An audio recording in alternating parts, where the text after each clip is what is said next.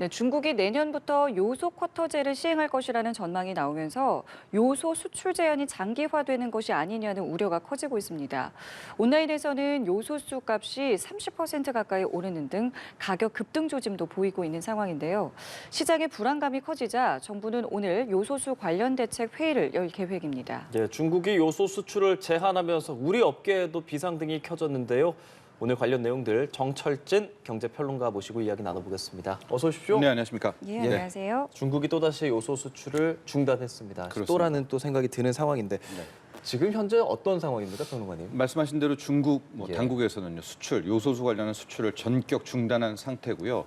현재 수출 관련한 통관 작업 모두 보류를 했다라고 하는데 그런데 좀 상황을 지켜보면 이번 결정이 중국 자체적인 정부에 따른 결정이 아니라 중국에 있는 요소수 생산하는 기업들 한 15곳들이 스스로 그러니까 자율 제한을 합의를 했다라고 합니다. 그러니까 정부에서 나서서 통관 보류, 수출 제한을 한 것이 아니라 민간 쪽, 중국 민간 기업들이 요구를 해서 일단 수출을 막았다라고 하는 건데요.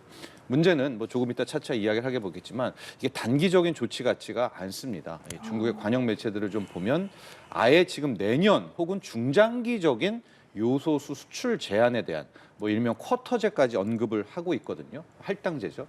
그렇게 된다면 이번에 중국의 요소수 수출 제한, 수출 보류가 이게 한두 달짜리가 아니지 않는가. 이래서 현재 우리나라에서도 우려가 커지고 있습니다. 근데 이게 제한을 하겠다고 이제 밝힌 이유나 배경 같은 게 또 있을 거잖아요. 예. 지금 어떤 이유를 대고 있는 건가요? 그렇습니다. 우리가 일반적으로 이제 중국이라는 나라에서 이렇게 수출 제한, 통관 보류를 할 때는 항상 두 가지 목적이 있었어요. 두 하고 가지요. 실은 첫 번째 목적이 더 컸는데 첫 번째 목적이 뭐냐? 정치적 목적입니다. 그러니까 거의 대부분 중국에서 수출을 제한한다든가 통관 보류할 때는 어떤 연어 그동안 사례를 보듯이 정치적 목적이 있습니다. 네. 그리고 비율로는 적지만 산업적인 목적, 자국의 어떤 상황 때문에 이렇게 원자재에 대한 수출을 막게 되는데 지금 보면 지금 요소수 관련한 수출 중단 통관 보류는 정치적 목적으로 보이지는 않아요. 그러니까 2021년에 있었던 요소수 수출 중단은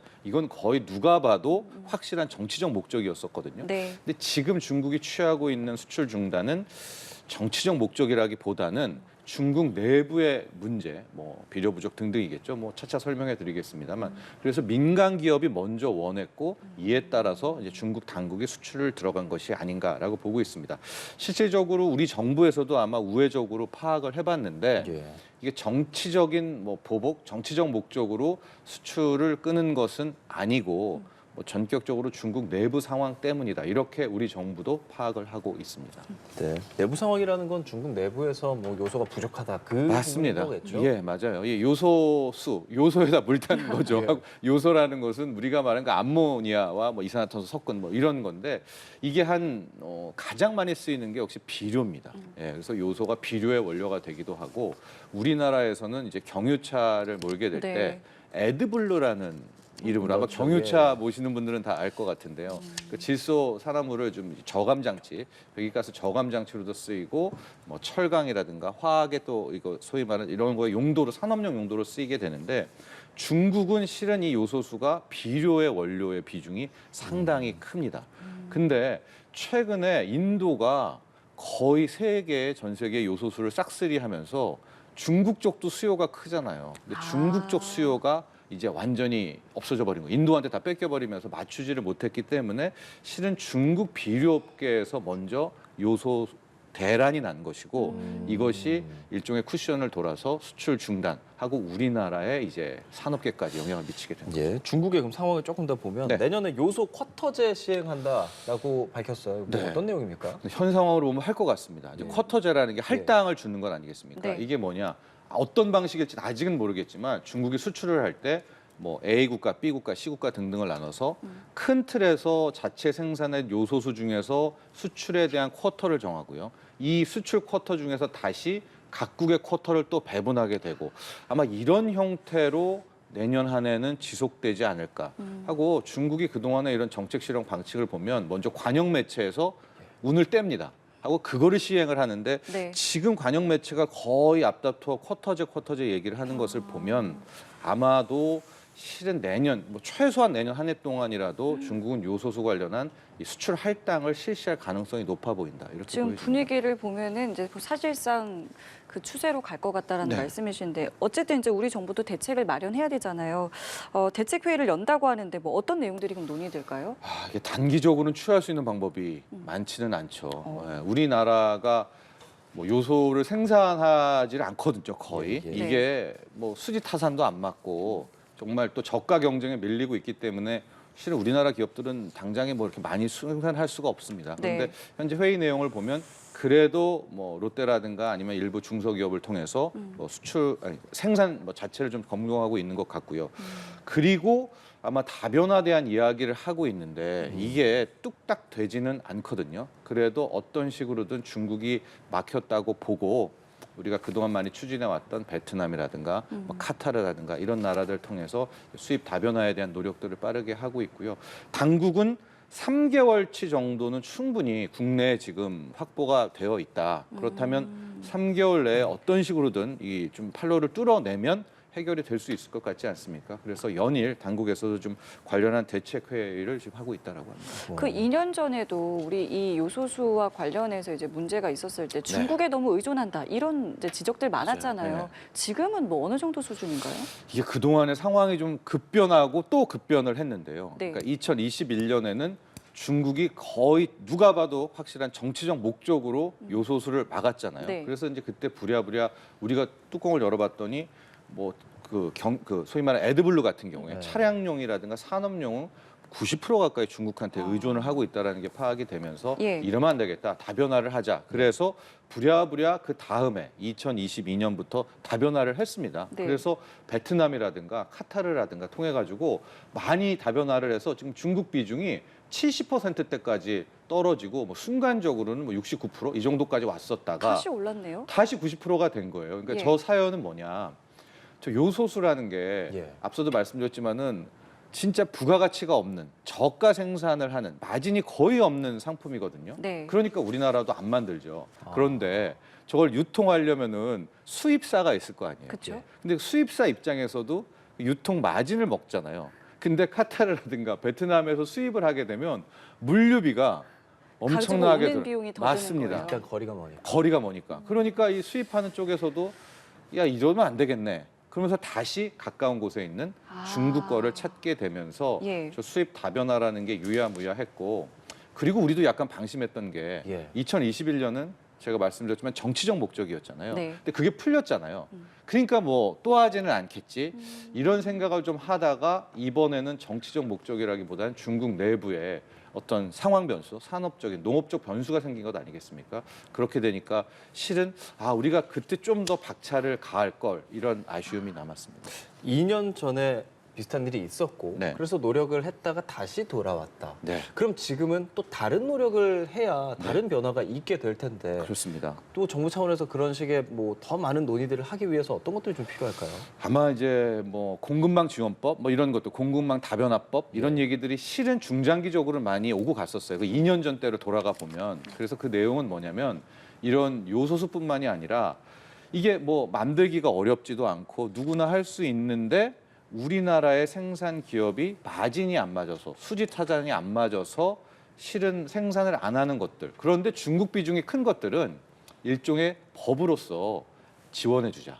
예, 그런 법안을 발의를 하고 했었는데 그게 2년 전 계속 계류가 됐던 거예요. 아직도 근데 안 되나요? 아직도 안 됐죠, 통과가. 그러니까 지금 보니까 이건 정말로 시급하구나. 이제 원자재 무기화가 상당히 일반적인 양상으로 가겠구나라고 해서 요소수 관련뿐만이 아니라 첫 번째 생산할 방법은 이런 좀 핵심적인데 근데 뭐 대단한 기술력은 필요하지 않는 이런 것들에 대한 공급망 다변화법 뭐 이런 법적으로 좀 지원해주는 그런 방안이 있을 것 같고 당장 요소수 관련해서는 글쎄요 중국의 의존도가 너무 크기 때문에 큰 틀에서 일시적으로 좀 보조금을 지급하더라도 빠르게 뭐 카타르라든가 베트남 쪽에 물량을 확보해야 되지 않을까 이렇게 보고 있습니다. 일단 지금 당장 급한 거는 3개월분까지는 아까 네. 비축돼 있다고 말씀하셨잖아요. 그렇습니다. 네. 그러면 그 3개월이라는 시간 동안 이제 뭔가 대책을 내놔야 되는데 이 시간은 어떻게 보세요? 2021년 때를 보니까 네. 그때는 그야말로 대란이었었거든요. 10리터가 보통 뭐 17,000원, 15,000원짜리였었는데 그때 돌아보면 4만 원 막 맞아요. 그 정도로 난리가 한번 났었잖아요. 예, 근데 예. 그때 비축 물량이 한 달치도 뭐 될까 말까였었다고 하더라고요. 그러니까 네. 그때 상황보다는 석 달이라는 시간이 분명히 좀 여유가 있고 이번에는 오히려 중국 쪽에서 역설적으로 이게 호재라고 볼 수 있는 게 그때는 정치적 목적이니까 우리가 큰 계획을 세워서 다변화 정책을 취했는데 다음 날 수출해 줄게 잃어버리면 안 되잖아요. 그러니까 우리도 선뜻 다변화에 대한 중장기적인 플랜을 못 세웠지만 이번 같은 경우에는 중국도 발등에 불이 떨어진 것 같거든요. 그렇다면 3개월이라는 기간 동안에 아예 이참에 뭐 베트남이든 카타르든 우리도 중장기적인 계획을 통해서 대량으로 요소수를 좀 확보해야 되지 않을까. 그런 시간 정도라면 3개월은 2021년에 비해서는 상당한 시간은 있습니다. 그래서 정부도 지금 계속해서 3개월 비축 물량을 좀 충분하다고 이야기하는 것이 아마 그런 쪽에 대한 좀 추진하는 부분을 좀 실시하고 있는 것이 아닌가 이렇게 파악이 됩니다. 2년 전에는 비축 물량이 뭐 한 2주에서 4주 정도밖에 맞습니다, 안 됐다고 맞습니다. 하더라고요. 예, 예, 근데 예. 요소라는 게 사실 우리 산업에 뭐 일반 승용차 타시는 뭐 그런 분들 말고요도 네. 정말 많은 곳에 사용이 되잖아요.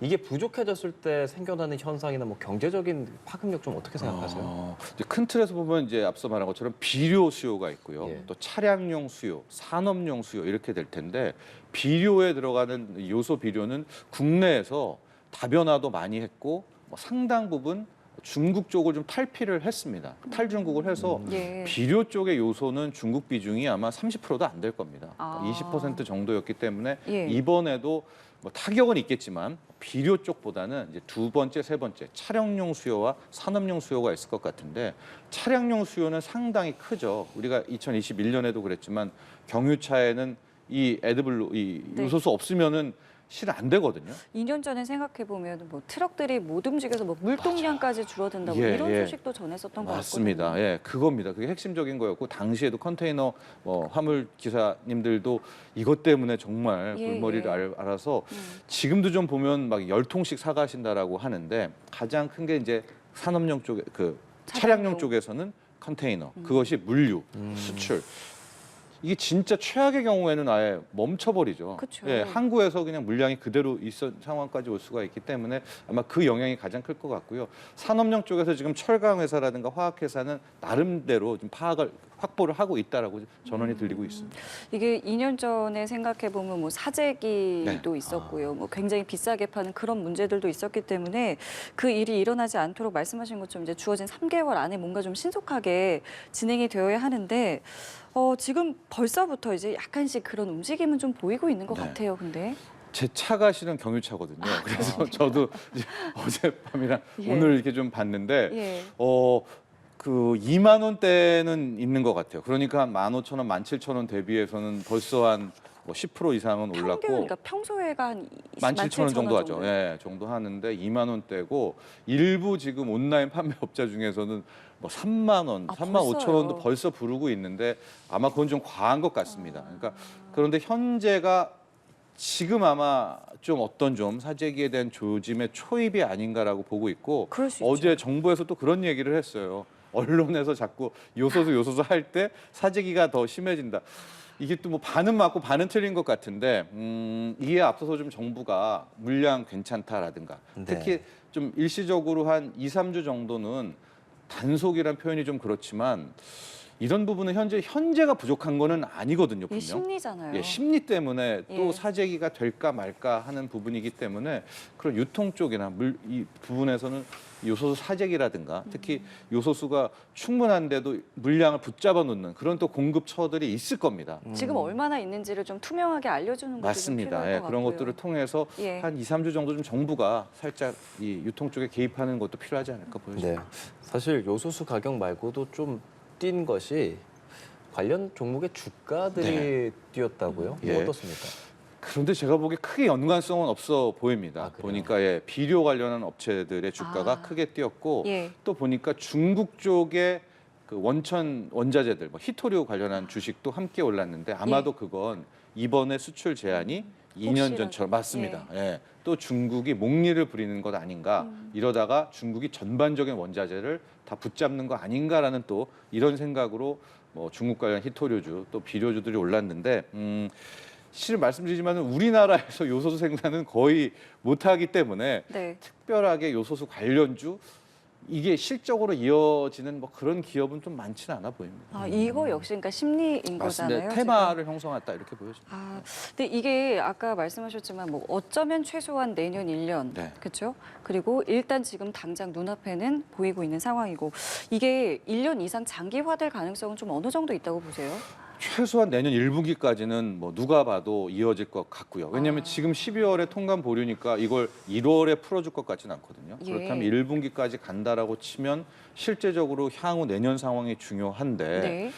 글쎄요. 지금 비료 쪽 수요가 훨씬 더 중국에서는 커질 것으로 보인다면 저는 이게 내년 1년 내내 어쩌면 갈 수도 있겠다 하고 지금 우리가 가장 최악인 건 여기에 쿼터를 걸어버리면 진짜로 그렇죠. 그러면 정말 발등에 불이 떨어지는 겁니다. 그래서 아직은 다시 말씀드리면 아직은 중국이 요소수 관련한 이 할당제, 쿼터제를 공식 언급한 것은 아니지만 정부 입장에서는 특히 정책 위반자 같은 경우에서는 최악을 대비해야 되잖아요. 그쵸. 그러니까 쿼터제를 간다라는 생각으로 내년 정책을 만들어야 되지 않을까 이렇게 보여집니다. 예, 그래서 뭐 아까 전에도 말씀해주신 그 공급망 안정화법 네. 그 부분에 대한 처리가 좀 시급해 보인다는 생각도 맞습니다. 드는데 예. 지금 계류 중인 상황이잖아요. 이게 예. 좀 어떻게 좀 진행돼야 할까요? 일단은 법도 다시 따듬어야 될 것 같아요. 요즘에는 그 직접 지원 같은 것들에 대한 소송이 또 들어옵니다. 그러니까 이것도 우리나라가 막 요소수 만드는 중소기업에게 직접 돈을 정부가 지원하면 이것도 또 태클이 들어올 수가 있기 때문에 뭐 관련한 뭘 확보한다라든가 유통 쪽이라든가 우회적으로 하는 간접 지원 방식을 그러니까 소위 말하는 국제 소송을 피할 수 있는 그런 간접 지원 방식으로 또 법이라든가 정부 지원도 이루어져야 되거든요. 요즘은 뭐 과거 80년대처럼 해당 기업에 지원하거나 이러면 당장 뭐 그쵸. 국제 소송이 들어옵니다. 그래서 좀 정교하게 그런 공급망 확보, 다변화법, 지원법도 좀 다시 한번 다듬어서 우리가 해야 되지 않을까라고 보고 있고 이 법은 정말 필요할 것 같아요. 이게 원자재 무기화가 코로나19 이후에 상당 부분 진행되지 않을까라는 우려가 있습니다. 분명히. 이 또 산업의 체질 개선 부분도 굉장히 좀 고민을 많이 해봐야 될 것 같은데 네. 끝으로 이것과 관련해서 또 어떤 대책들이 좀 필요하다고 생각하세요? 앞서 말했지만 원자재 무기화가 대표적인 게 뭐 석유 뭐 이런 농산물뿐만이 아니라 이제는 자신들이 강점이 있는 것들이라면 다 할 수 있는 경우가 있습니다. 그게 뭐 뭐가 설탕도 됐든. 됐던 뭐 예. 커피가 됐던 그런데 우리나라는 실은 원자재가 거의 전무한 나라 아니겠습니까? 그쵸. 그래서 뭐 공급망 다변화라는 것과 함께 큰 틀에서 우리가 수입하는 상대국들과의 뭐 상당한 계약들 뭐 이런 것들 원자재에 대한 확보가 저는 내년 한 해 상당히 중요한 이슈가 됐다 이렇게 보고 있습니다. 예, 알겠습니다. 지금까지 정철진 경제평론가와 요소 지금의 사태에 대해서 좀 이야기 나눠봤습니다. 고맙습니다. 감사합니다. 예, 감사합니다.